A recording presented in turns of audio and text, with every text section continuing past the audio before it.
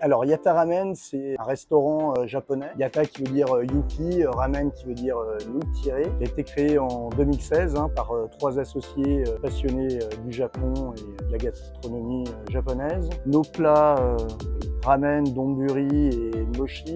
On a créé le premier à Annecy. On privilégie les fournisseurs locaux pour les viandes. On travaille avec des brasseurs locaux pour nos bières aussi, avec du riz bio fait dans le nord de l'Italie. Puis pour tout ce qui est légumes, poissons, on travaille aussi avec des intervenants locaux et on utilise un saumon qualitatif qui est un saumon de Beaumont qui est sans OGM, sans farine animale et sans antibiotiques. On utilise beaucoup de marinades, que ce soit pour les œufs marinés, des assaisonnements pour le riz, des assaisonnements pour les viandes.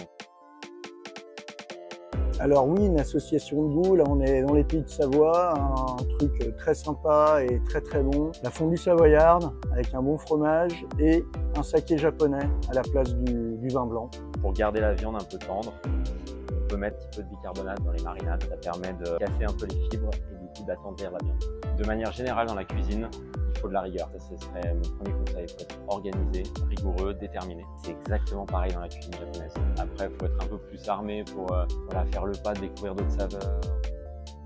Le navarin d'agneau de ma maman. Et moi j'ai commencé comme plongeur. Alors j'ai connu Gilac en nettoyant les bacs Gilac. Voilà, Gilac ça a une grande place en cuisine, il y en a partout, des bacs, des cagettes. C'est empilable, c'est nettoyé, ça se range bien Gilac.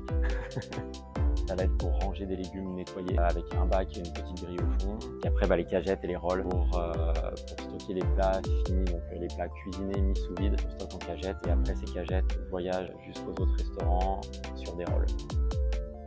Pour moi, Gilac c'est une entreprise française innovante.